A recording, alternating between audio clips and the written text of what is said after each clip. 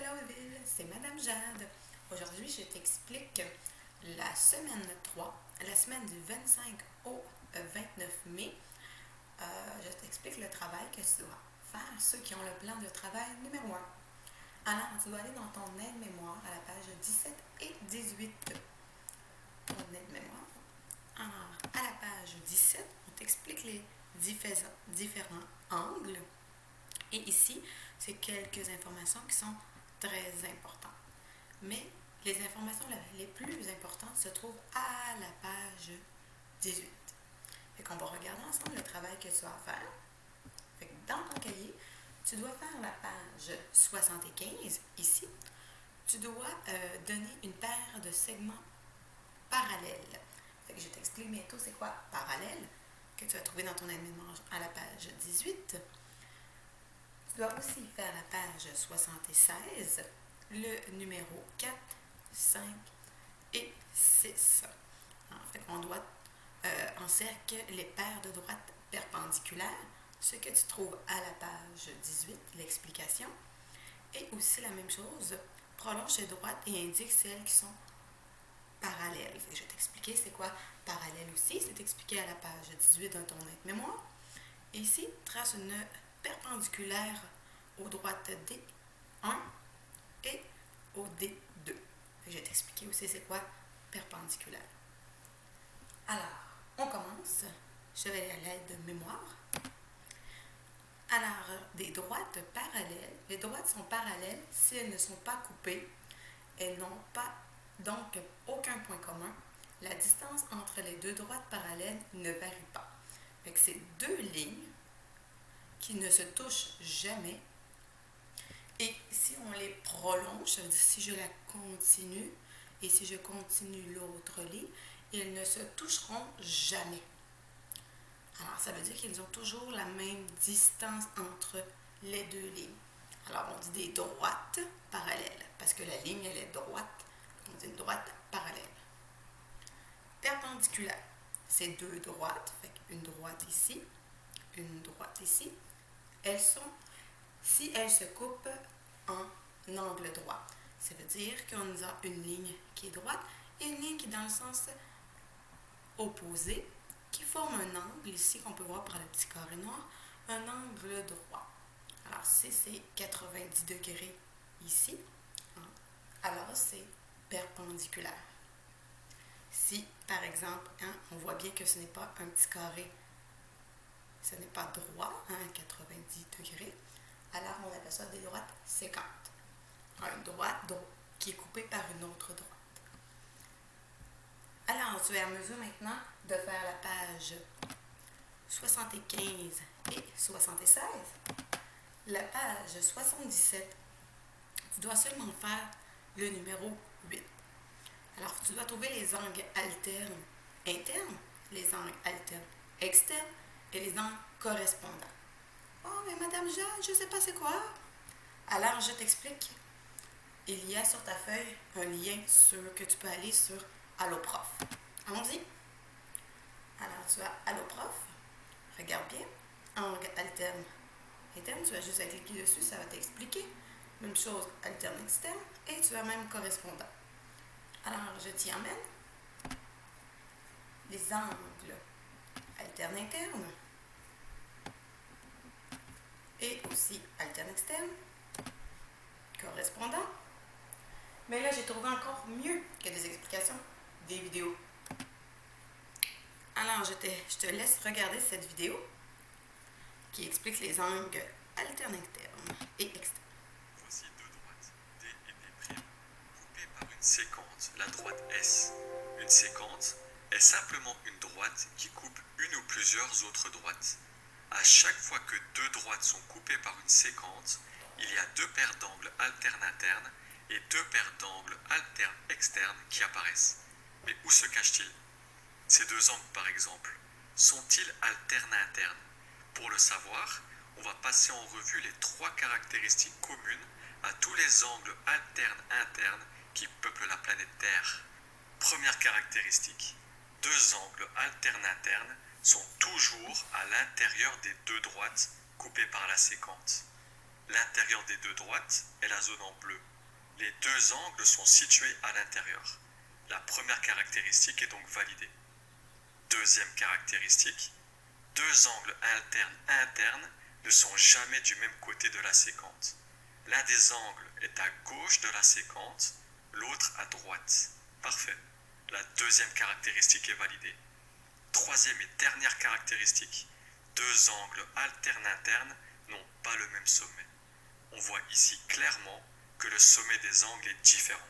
On peut en conclure que les angles rouges sont alternes internes car ils possèdent les trois caractéristiques communes. Pour reconnaître des angles alternes internes, il te suffit donc de retenir par cœur ces trois caractéristiques. Allez, on va vérifier si ta puissance mathématique a augmenté. Il y a sur ce schéma une autre paire d'angles alternes internes. Mets la vidéo en pause et essaye de la trouver en utilisant les trois caractéristiques communes. Prêt? Je te donne la réponse dans 3. Alors, tu dois trouver deux autres angles alternes internes qui sont à l'intérieur, avec l'intérieur, qui n'ont pas ils sont pas du même sens que la séquence. Ça ne peut pas être celui-là ici et celui-là ici parce qu'ils seraient du même côté. Et ils soient des sommets différents. Nous avons un sommet ici. Hein? Le sommet, c'est quand deux droites se rencontrent. Alors, j'espère que tu as la bonne réponse. 3, 2, 1, bang! Les deux angles rouges qui viennent d'apparaître sont alternes internes. Ils sont à l'intérieur des deux droites, l'un est à droite de la séquente, l'autre à gauche, et ils n'ont pas le même sommet. Si tu les as trouvés, c'est cool. Si tu ne les as pas trouvés, c'est cool aussi. T'inquiète, ne te prends pas la tête. Chaque échec est la preuve que tu as essayé d'accomplir quelque chose de compliqué. Échouer est la seule façon de progresser. Laisse un pouce vers le haut. Regarde cette nouvelle paire d'angles. Ils sont cette fois-ci alternes externes. Pour les reconnaître, on peut également utiliser leurs trois caractéristiques communes. Première caractéristique, deux angles alternes externes sont toujours à l'extérieur des deux droites coupées par la séquente. Ils sont situés dans la zone en bleu. C'est ce qui les différencie des angles alternes internes. Interne signifie intérieur, tandis qu'externe signifie extérieur. Les deux autres caractéristiques sont les mêmes que pour les angles alternes internes.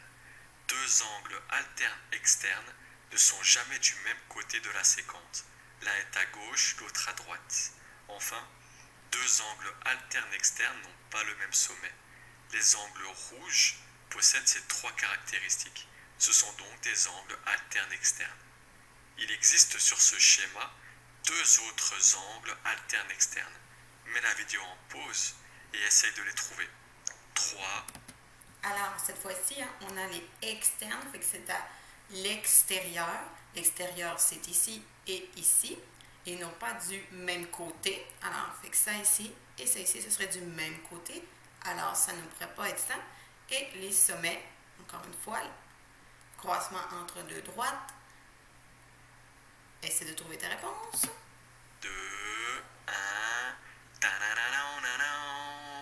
Ces deux nouveaux angles sont alternes externes, car ils sont à l'extérieur des deux droites, chacun d'un côté de la séquente, et ils n'ont pas le même sommet. Go sur Math. Alors, je t'explique aussi maintenant c'est quoi les angles correspondants. Il y a un beau petit vidéo. Facilement. La première chose à savoir, c'est qu'un angle correspondant n'est jamais seul. L'univers dans lequel ils habitent est froid et hostile. Constate par toi-même. Leur univers se résume à des droites qui se coupent et s'entrecoupent sans aucune pitié.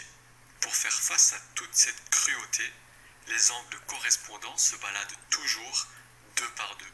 C'est beaucoup mieux pour leur sécurité. Étant donné la dangerosité de leur environnement, ils vivent la plupart du temps cachés. Tu les verras apparaître que lorsque deux droites sont coupées par une séquente. Une séquente est une droite qui coupe une ou plusieurs autres droites. Sur ce schéma, la séquente est la droite S. Elle coupe les deux droites D et D'.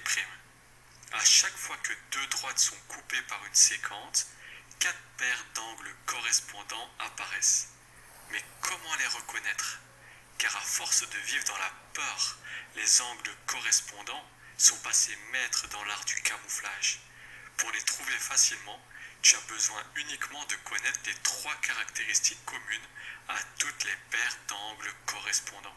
Première caractéristique, 2 angles correspondants sont toujours du même côté de la séquente. Soit ils sont tous les deux à gauche de la séquente, soit tous les deux à droite. Ensuite, 2 angles correspondants ont toujours des sommets différents. C'est la deuxième caractéristique. Sur ce schéma, il n'y a que 2 sommets possibles, ici et ici. Pour que 2 angles soient correspondants, il faut donc que l'un se trouve en haut et l'autre en bas.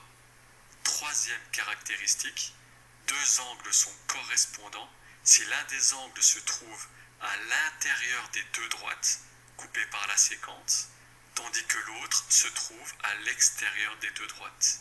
Et c'est tout. Pour trouver une paire d'angles correspondants, il suffit de trouver 2 angles qui partagent ces 3 caractéristiques. C'est ce que font tous les maîtres mathématiciens de la planète et c'est ce que tu vas faire également. Car toi aussi, un jour, tu seras un grand maître mathématicien. Alors, j'espère que tu comprends mieux les angles correspondants. Les angles correspondants, ça vient en équipe de 2, hein, et du même côté de la séquence. Hein. Tantôt, des angles externes et internes ne sont pas du même côté. Là, ils sont du même côté. Ils ont toujours des sommets différents, mais il y en a un à l'intérieur et l'autre à l'extérieur. Attention, fait que ça ici, c'est l'extérieur et ça, ce serait ici, du même côté, l'intérieur. Alors, j'espère que ça t'aide un peu. N'hésite pas. Alors, tu es maintenant en mesure de répondre dans ton cahier à toutes les pages. Et la page 78, si tu as besoin de plus d'informations sur les définitions, va voir dans ton aide-mémoire à la page 18. Bonne fin de journée!